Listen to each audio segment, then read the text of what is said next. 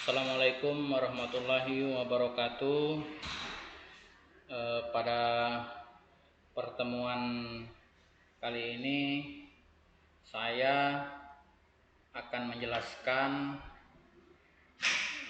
mengenai pengertian manajemen pemasaran itu, fungsi daripada manajemen pemasaran itu, dan konsep karakteristik daripada manajemen pemasaran itu pada pertemuan kuliah kali ini.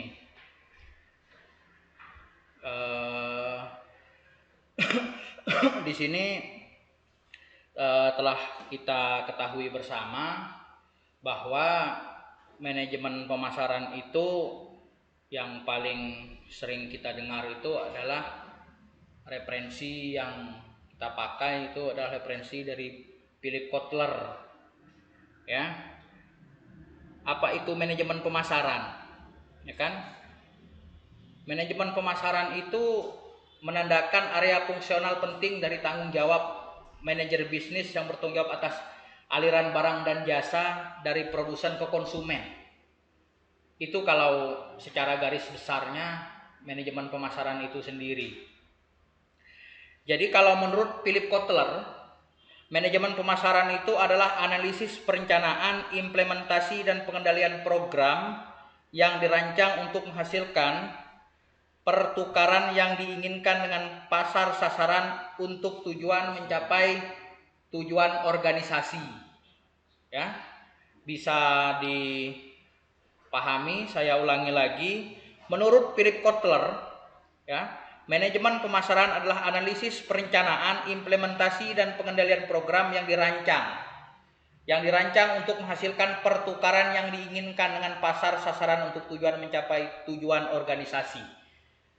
Nah, dalam hal ini perlu kita garis bawahi, yaitu adalah tujuan organisasi. Tujuan organisasi yang dimaksud adalah tujuan dari sebuah perusahaan itu menciptakan produk berupa barang ataupun jasa itu. Apa tujuannya?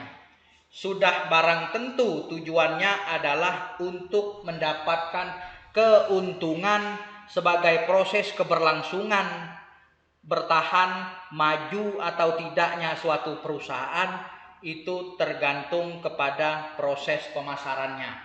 Kalau kita lihat dari pengertian yang ditulis oleh Philip Kotler, ya, perencanaan organisasi ini sangat bergantung sekali kepada proses penawaran dalam hal target kebutuhan pasar. Artinya apa? Sebelum kita merancang sebuah produk, baik itu produk yang bersifatnya barang maupun jasa, ya kan? Kita harus bisa dulu membaca peluang pasar itu, pengennya pasar itu yang bagaimana, ya kan? Maunya pasar itu yang bagaimana? Permintaan pasar yang lagi booming itu yang produk yang sifatnya bagaimana? Tren-tren itu harus kita ikuti. Itu maksud daripada tujuan daripada pemasaran itu, ya.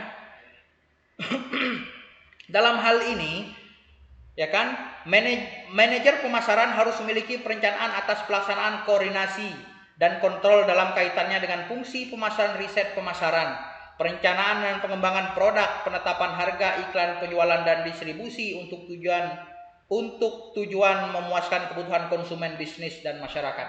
Nah, tadi sudah saya katakan bahwa, ya, produsen dalam hal ini perusahaan dia harus melakukan riset terlebih dahulu, harus membaca peluang dulu, harus jeli dulu mengkaji, harus tahu dulu apa yang harus dilakukan, apa yang harus dibawa, apa yang harus ditawarkan produk itu, yang bagaimana yang konsumen yang sekarang ini yang membuat daya tarik konsumen itu. Apalagi sekarang sudah untuk kita melakukan kegiatan pemasaran itu kita sudah lebih mudah sekali, karena sekarang kita sudah dibantu dengan yang namanya gadget, handphone yang itu istilahnya handphone pintar, yang kita kotak-katik saja produk kita promosikan produk kita, itu sudah cepat sampai dan cepat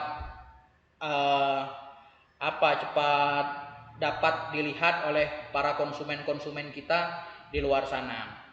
Itu pemanfaatan teknologi dalam hal proses pemasaran ini sangat erat sekali kaitannya untuk proses pemasaran ini. Karena apa?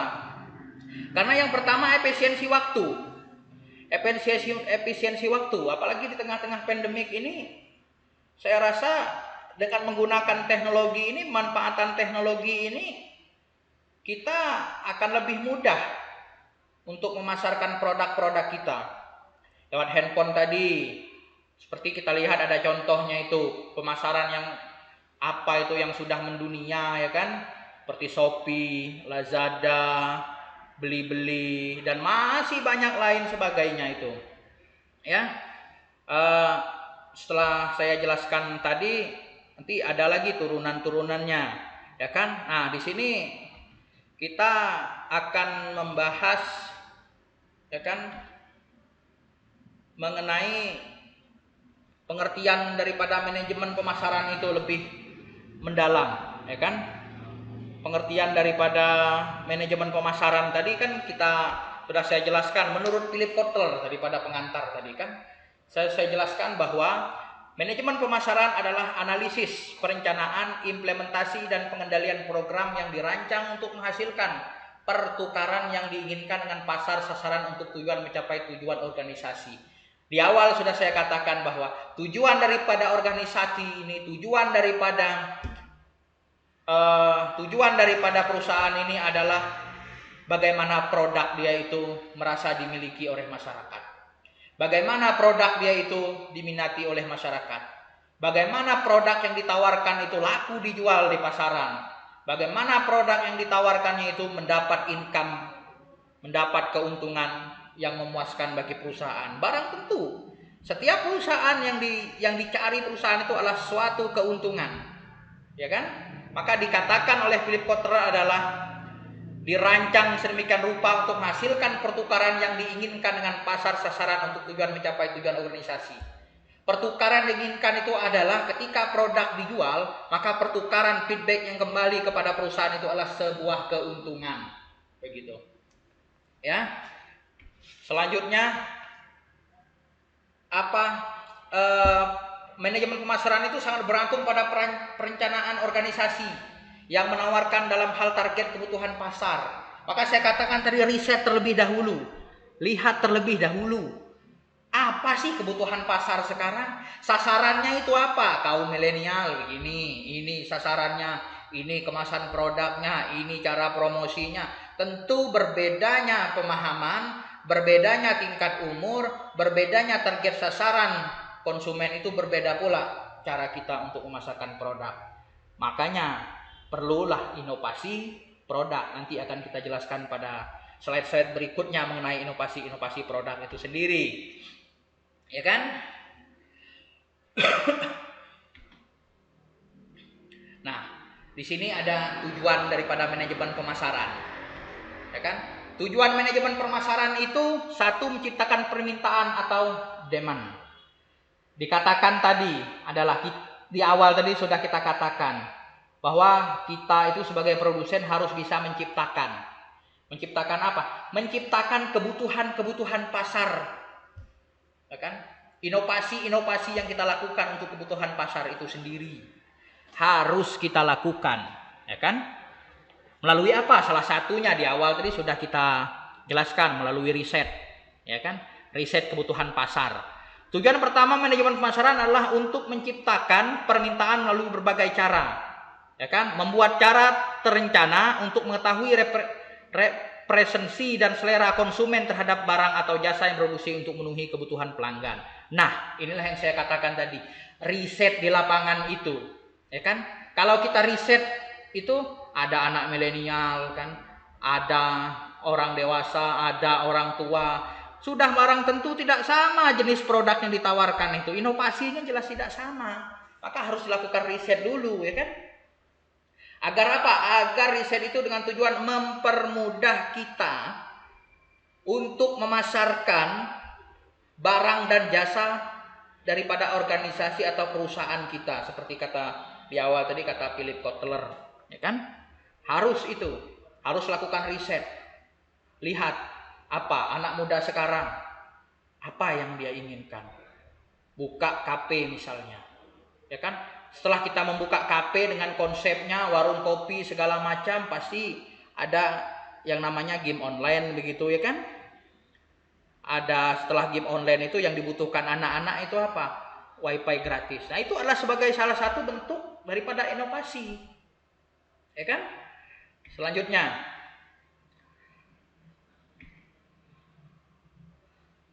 manajemen pemasaran itu sudah barang tentu dalam setiap kegiatan itu sudah harus pasti mempunyai suatu tujuan, suatu dasar. Kita melakukan sesuatu itu apa sih dasarnya?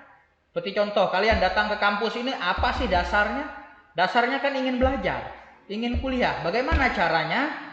Nah, itulah begitu juga dengan manajemen pemasaran. Manajemen pemasaran ini memiliki tujuan juga sama, ya kan? Salah satunya adalah tujuan daripada pemasaran itu kepuasan pelanggan, ya kan? Bagaimana kita mengemasnya? Bagaimana cara kita agar pelanggan itu merasa puas, ya kan? Dalam hal ini sedikit saya jelaskan dalam PowerPoint ini. Manajer pemasaran harus mempelajari permintaan pelanggan sebelum menawarkan barang atau jasa apapun kepada mereka. Yang perlu dipelajari adalah bahwa menjual barang atau jasa tidak sepenting kepuasan pelanggan yang didapatkan. Pemasaran modern berorientasi pada pelanggan dimulai dan diakhiri dengan pelanggan. Nah, artinya apa? Pelanggan itu sangat menentukan sekali. Pelanggan itu menjadi aset, menjadi modal terpenting dalam proses kita menawarkan produk, barang, dan jasa. Kenapa? Kalau pelanggan sudah merasa puas dengan produk yang ditawarkan, maka pelanggan itu akan menjadi setia. Maka terjadilah yang namanya sering kita dengar itu dalam konsep ilmu marketing adalah loyalitas pelanggan. Nah, loyalitas pelanggan inilah yang harus dicari. Loyalitas pelanggan inilah harus diciptakan. Siapa yang menciptakan? Yang menciptakan loyalitas pelanggan itu adalah produsen. Ya kan? Dari mana mulainya? Dari manajemen pemasaran yang baik, konsep pemasaran yang baik, inovasi pemasaran yang baik, inovasi produk yang selalu mengikuti tren kekinian. Ya kan?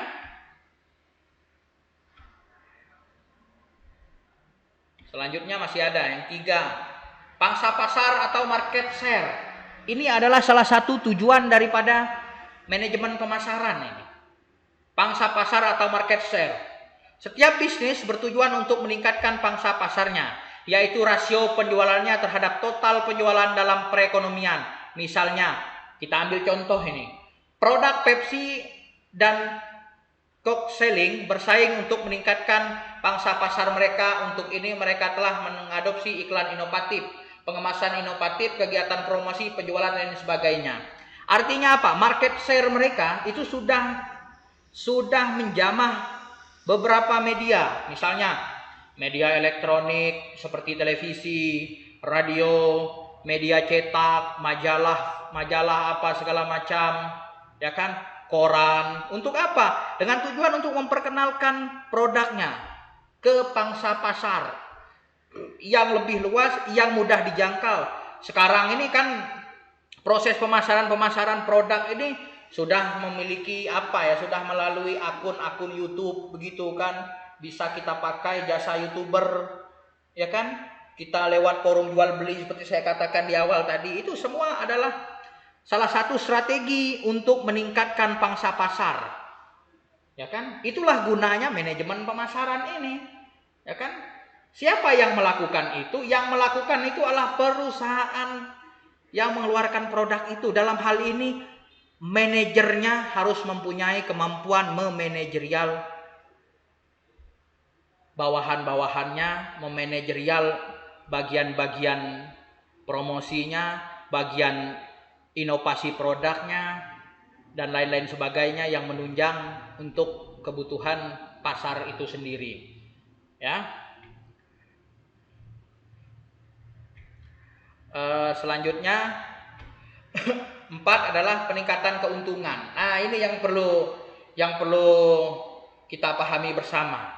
Ini yang perlu kita pahami bersama adalah mengenai peningkatan keuntungan. Nah, peningkatan keuntungan ini itu adalah salah satu tujuan dari setiap organisasi, dari setiap pasar, ya kan? Dari setiap perusahaan itu tujuan mereka adalah meningkatkan keuntungan yang sebesar-besarnya. Tapi ingat, sebelum kita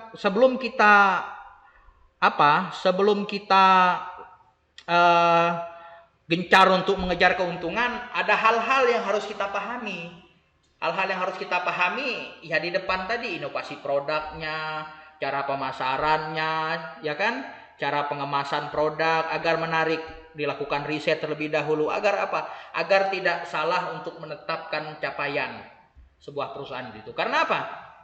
Karena perusahaan itu memiliki sebuah capaian. Dalam hal ini adalah capaiannya adalah target penjualan, target produk itu.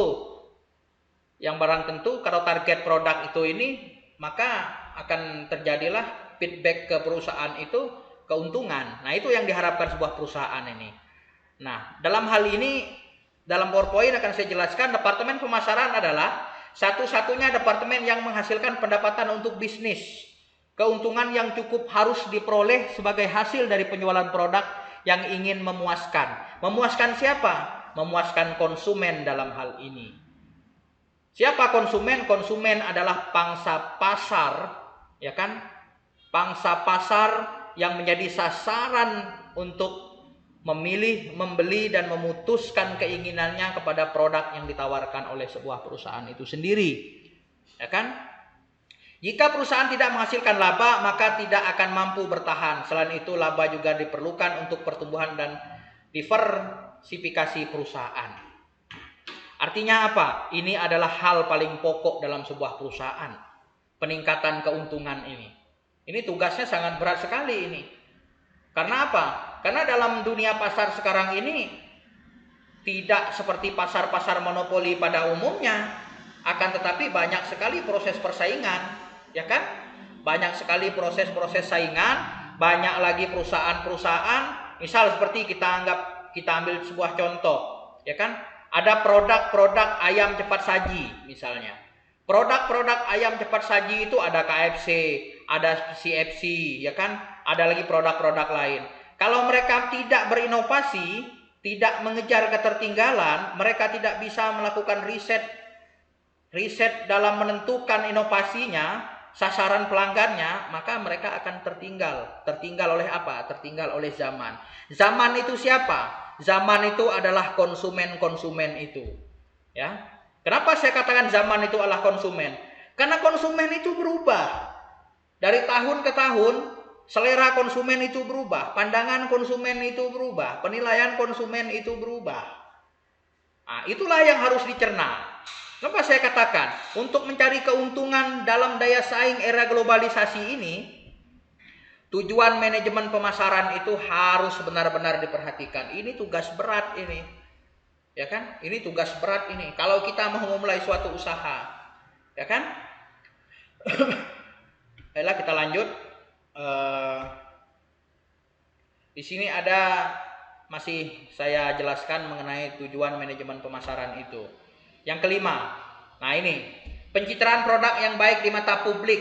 Sudah saya kupas tadi sedikit di awal mengenai pencitraan produk yang baik di mata publik, ya kan? Publik itu kan mempunyai pandangan, mempunyai rasa, ya kan? Setelah dia memandang, dia merasakan. Nah, itulah sebagai faktor penentu keberhasilan pemasaran itu, ya kan? Pandangan dan rasa daripada konsumen itu. Publik ini semakin hari, semakin zaman, apalagi dalam era globalisasi, era teknologi semakin canggih ini, dia semakin berubah juga, semakin berkembang juga pemikirannya. Tidak kita anggap enteng seperti zaman-zaman dahulu. Kalau zaman-zaman dahulu paling-paling mereka hanya melihat iklan sebuah produk itu dari televisi saja. Kalau sekarang kalau memiliki ponsel pintar, mereka sudah bisa mengupdate itu. Mereka sudah bisa mengakses itu kapan saja, di mana saja. Lagi duduk santai, lagi di warung kopi, lagi di kamar, lagi di meja kerja. Mereka sudah bisa. Nah, itu yang harus dilakukan riset yang saya katakan di awal tadi. Harus dikejar oleh suatu organisasi harus dikejar oleh suatu perusahaan agar apa? Agar terciptanya poin nomor 4 tadi, mendapatkan keuntungan. Poin nomor 4 tujuan manajemen tadi kan poin nomor 4-nya mendapatkan keuntungan. Ya kan? Ini kita lihat kalau yang saya tulis di PowerPoint ini. Untuk membangun citra produk yang baik di mata publik adalah tujuan manajemen pemasaran lainnya. Jika Departemen Pemasaran menyediakan produk-produk berkualitas kepada pelanggan dengan harga yang wajar, tentunya akan menciptakan citra yang baik pada pelanggan. Misal, ya kan, Lazada kita ambil contoh, Shopee, itu sama-sama menawarkan produk kemeja dengan brand yang sama. Tapi apa yang dicarinya? Kalau kita lihat dari sini ya, dari tujuan manajemen pemasaran di PowerPoint ini, ya kan, mereka mencari pelanggan dengan harga yang wajar, ya kan, menciptakan citra yang baik pada pelanggan. Citra yang baik diciptakan itu apa? Keramahan, ya kan. Kalau beli di online itu ketepatan pengiriman, kesesuaian produk yang dipilih. Misal memilih warna hijau, tidak nyampainya warna kuning, tetap warna hijau. Ukurannya yang dipesan L, yang sampainya XL. Nah, itu maka akan membuat mata publik beralih kepada produk di toko sebelah, begitu. Produk yang ditawarkan oleh orang sebelah, begitu. Ya, bisa dipahami mungkin, saya rasa. Ya, kita lanjut. Masih kepada tujuannya, itu adalah nomor 6. Menciptakan pelanggan baru. Nah, artinya apa? Inovasi produk itu tidak harus berhenti pada pelanggan yang itu saja. Ya kan? Maka saya katakan tadi, itulah gunanya riset. Riset itu bertujuan untuk menentukan pelanggan itu. Riset itu menentukan tingkat selera mereka. Anak milenial apa seleranya? Ya kan? Orang tipe pekerja apa seleranya? Ya kan? Ibu-ibu apa seleranya? Remaja-remaja apa seleranya? Itu yang harus diketahui. Tujuan manajemen yang ke-6 itu adalah menciptakan pelanggan baru. Bisnis didirikan untuk menjual produk atau layanan kepada pelanggan. Oleh karena itu pelanggan adalah dasar dari sebuah bisnis. Pelanggan yang memberikan pendapatan kepada bisnis dan menentukan apa yang akan dijual perusahaan. Kalau kita lihat dari tulisan ini adalah mengatakan bahwa ya kan, pelanggan itu merupakan aset. Pelanggan itu merupakan aset. Merupakan aset bagi keberlangsungan maju atau tidaknya sebuah perusahaan itu. Ya. Maju atau tidaknya sebuah perusahaan itu tergantung daripada pelanggannya. Ya kan? Salah satunya apa untuk menggait pelanggan? Inovasi produk, ya kan? Sesuai kemauan mereka. Pada poin 5 tadi dijelaskan bahwa masalah penetapan harga itu harus disesuaikan dengan produk pada poin 5 tujuan manajemen pemasaran tadi. Selanjutnya, yang ketujuh, itu memuaskan pelanggan. Menciptakan pelanggan baru tidak cukup sampai dengan kita menciptakan pelanggan baru. Bisnis harus mengembangkan dan mendistribusikan produk dan layanan yang memenuhi ekspektasi pelanggan untuk memberikan kepuasan mereka. Ekspektasi dalam hal ini adalah adalah pemikiran mereka ketika melihat produk kita. Wah, ketika misalnya kita jaket, sepatu, baju yang kita tawarkan, itu mereka ketika produk yang kita tawarkan itu baik secara medianya online sekarang ini atau di toko-toko, di store-store, di distro atau di mall-mall atau di pusat-pusat perbelanjaan, itu kan mereka pasti sudah, sebelum mereka menjatuhkan pilihannya, mereka sudah pasti berekspektasi. Ini kalau saya menggunakan produk ini, apa yang terjadi?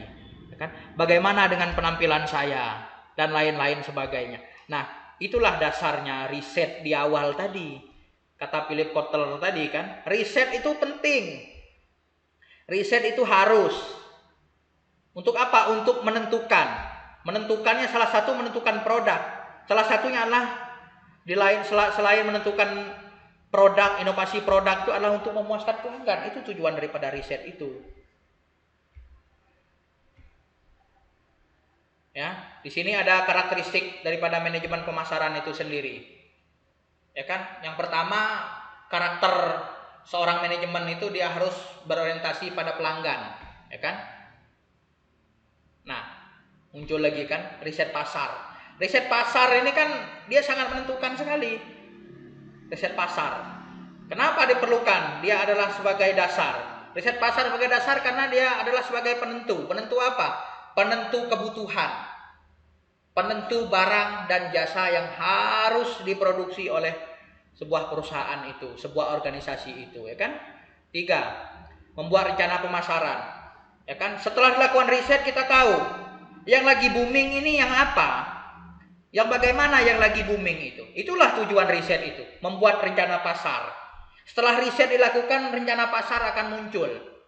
Ya kan? Yang lagi tren di tahun 2020 ini apa? Ya kan? Yang lagi tren di tahun 2021 apa? Yang lagi tren di 2022 dan seterusnya apa? Jadi riset pasar itu sangat penting sekali untuk membuat rencana pemasaran. Karena apa? Karena perencanaan yang matang itu tidak akan produk yang dihasilkan tidak akan mubazir ketika sudah ada rencana pemasaran. Selanjutnya, pemasaran yang sistematis. Pemasaran yang sistematis kan kita sudah tahu, sudah sama tahu apa itu sistematis. Terencana dia, ya, terencana dia, tahu kemana arahnya, ya kan?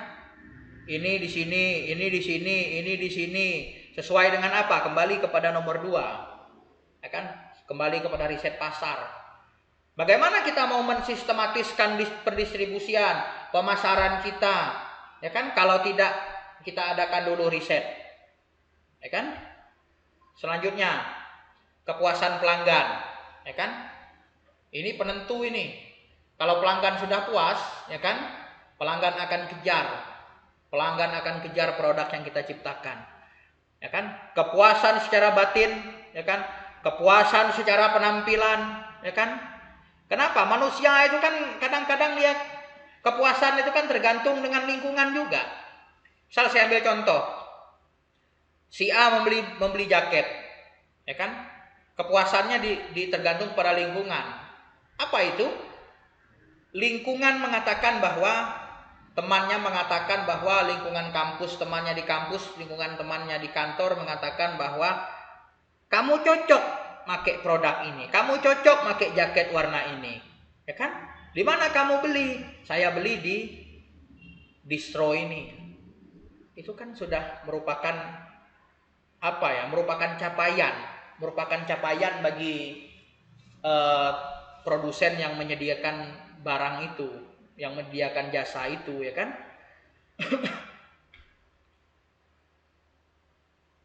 Ini ada konsep pemasaran modern, ya kan? Pertama adalah konsep produksi. Bisnis yang menggunakan konsep produksi umumnya terlalu sempit, fokus pada kegiatan produksi mereka sendiri. Karena menurut konsep ini, konsumen akan membeli produk yang telah diproduksi perusahaan dan sudah dijual ke pasar, ya kan? Bisnis yang menggunakan konsep produksi umumnya terlalu sempit, hanya fokus pada kegiatan produksi mereka sendiri. Karena menurut konsep ini, konsumen akan membeli produk yang telah diproduksi perusahaan dan sudah dijual ke pasar, ya kan? Konsep produksinya. Selanjutnya, konsep pemasaran modern yang kedua adalah konsep produk. Konsep produk ini sesuai dengan nama konsep ini, perusahaan akan memberikan arti penting pada fitur atau kualitas produk, ya kan? Nah, ini perusahaan harus bisa ini berinovasi. Selain berinovasi, perusahaan itu harus bisa juga menjaga kualitas produk sebelumnya sebagai barometer konsumen untuk menjatuhkan pilihannya kepada produk-produk yang ditawarkan selanjutnya. Perusahaan memikirkan pengembangan bisnis jangka panjang dengan membuat produk yang hanya cocok dengan standar kualitas terbaik yang diberikan kepada konsumen. Kualitas terbaik harus dikejar. Karena apa? Karena setelah pelanggan merasa puas dengan produk yang ditawarkan, maka konsumen akan mengejar produk-produk yang ditawarkan oleh perusahaan itu melalui misalnya toko baju, jaket, melalui gerai-gerainya misalnya di mall, ada SPG-nya kan, yang menawarkan baju itu kan, ada toko-toko, ada distro bajunya, ada outlet-outletnya, atau bisa bekerja sama dengan aplikasi misalnya seperti Lazada ya kan, Shopee dan lain-lain sebagainya yang menawarkan diskon-diskon biasanya kalau kita belanja online itu. Ya kan? Selanjutnya yang ketiga, konsep penjualan. Kadangkala produsen itu dia tidak memandang dan kurang memandang konsep penjualan ini, ya kan? Padahal konsep penjualan ini bagi produsen inilah yang paling menentu sekali. Yang paling menentu sekali itu adalah konsep penjualan. Tidak cukup bagi produsen untuk membuat barang dan menunggu pelanggan untuk membeli produknya. Jadi menurut konsep ini sangat penting untuk memberitahu konsumen tentang produk yang sudah dipasarkan melalui berbagai cara promosi. Kalau dulu promosi sebuah produk itu selain di koran, di majalah, ya kan, kita hanya melihatnya di televisi. Iklan, setelah sinetron jeda ada iklan sebuah produk, atau di kota-kota besar ada pamflet, ada binder, ya kan, ada baliho, ya kan, untuk mengenalkan produk. Tapi kalau sekarang dengan bermodalkan handphone, ya kan, dengan bermodalkan gadgetnya, dengan bermodalkan Androidnya, ya kan, sebuah produsen itu sudah lebih cepat dan lebih efisien dari segi pembiayaan, dari segi waktu untuk mempromosikan produk-produknya. Jadi apa? Perusahaan itu untuk sekarang ini dia harus jeli dan harus bisa memanfaatkan era teknologi dan kemajuannya seperti yang kita ketahui sekarang ini, ya kan?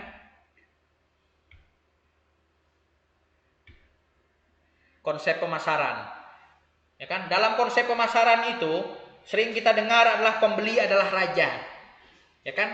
Jadi sangat penting bagi produsen untuk menghasilkan produk yang diinginkan konsumen itu sendiri, sehingga konsumen mendapatkan kepuasan dan produsen dapat untung. Dengan melakukan pemasaran seluas-luasnya akan memberikan visibilitas produk yang lebih dikenal oleh konsumen.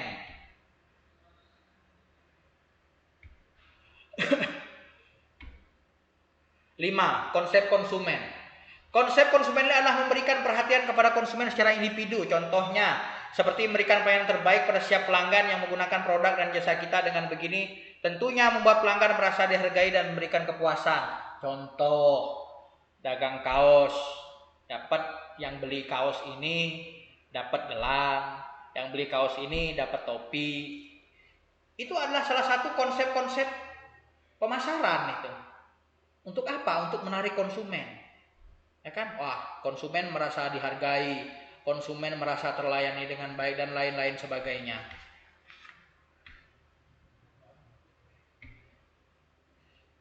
Konsep hubungan sosial.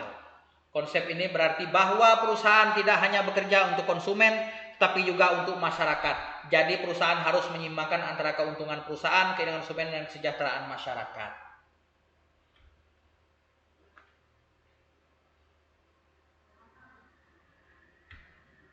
Simpulan, manajemen pemasaran adalah perencanaan kegiatan pemasaran produk sekaligus menjamin apresiasi konsumen dan pemahaman tentang produk. Manajemen pemasaran juga harus mengerti tentang kebiasaan dan motif pembelian konsumen.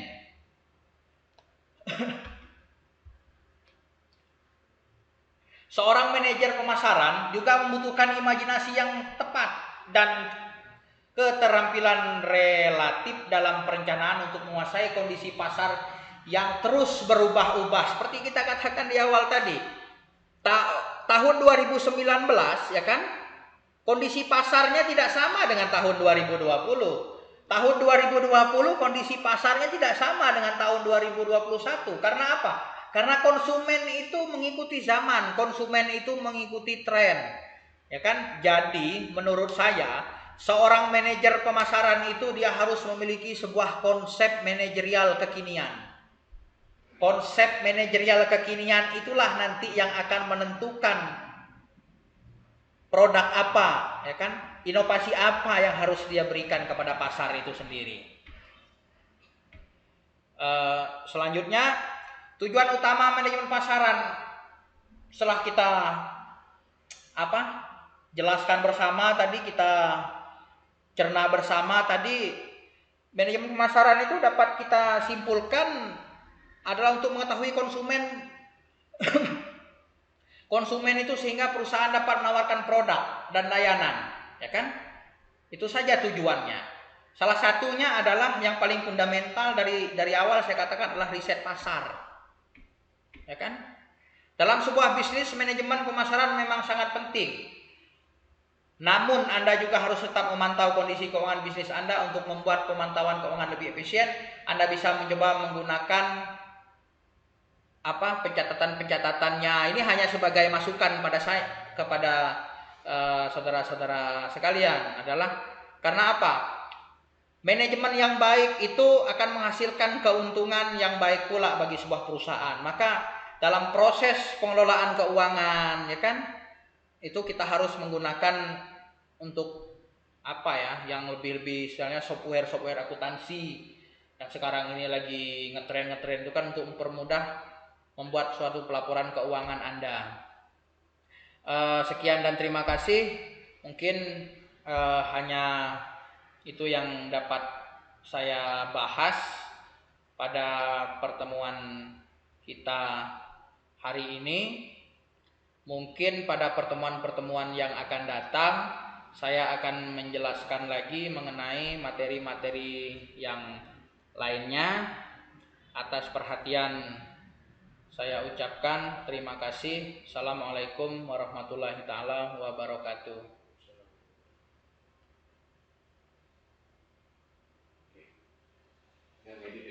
Oke.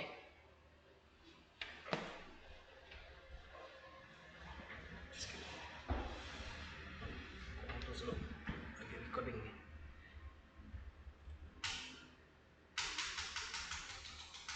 37 menit.